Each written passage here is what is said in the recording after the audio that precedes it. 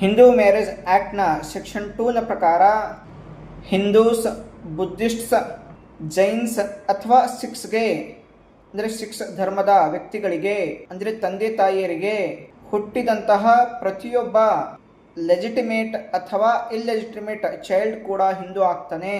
ಮತ್ತು ಈ ಧರ್ಮಗಳ ಸಿಂಗಲ್ ಪೇರೆಂಟ್ಸ್ಗಳಲ್ಲಿ ಒಬ್ಬರು ಕೂಡ ಈ ಧರ್ಮಗಳಿಗೆ ಸೇರಿದ್ರೆ ಅವರಿಗೆ ಹುಟ್ಟುವಂತಹ ಲೆಜಿಟಿಮೇಟ್ ಅಥವಾ ಇಲ್ಲೆಜಿಟಿಮೇಟ್ ಚೈಲ್ಡ್ ಕೂಡ ಹಿಂದೂ ಆಗ್ತಾನೆ. ಅಥವಾ ಆ ಮಗು ಈ ಧರ್ಮಗಳಿಗೆ ಸಂಬಂಧಪಟ್ಟಂತಹ ಟ್ರೈಬ್, ಕಮ್ಯುನಿಟಿ ಅಥವಾ ಗ್ರೂಪ್ ಅಥವಾ ಫ್ಯಾಮಿಲಿಯಲ್ಲಿ ಬೆಳೆದ್ರೂ ಕೂಡ ಆ ಮಗು ಹಿಂದೂ ಆಗುತ್ತೆ.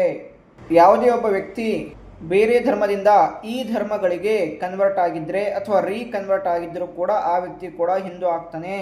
ಉಳಿದ ಹಾಗೆ ಆರ್ಟಿಕಲ್ 366ನ ಪ್ರಕಾರ ಅಂದರೆ ಸಂವಿಧಾನದ 366ನ ಪ್ರಕಾರ ಸೆಂಟ್ರಲ್ ಗವರ್ನಮೆಂಟ್ ಅಫಿಷಿಯಲ್ ಗೆಜೆಟ್ನ ನೋಟಿಫಿಕೇಶನ್ ಮುಖಾಂತರ ಗುರುತಿಸಿದಂತಹ ಸಬ್ಸೆಕ್ಷನ್ 1 ಕ್ಲಾಸ್ 25ನ ಪ್ರಕಾರ ಗುರುತಿಸಿದಂತಹ ಯಾವುದೇ ವ್ಯಕ್ತಿ ಕೂಡ ಹಿಂದೂ ಧರ್ಮಕ್ಕೆ ಸೇರಿದವನಾಗ್ತಾನೆ.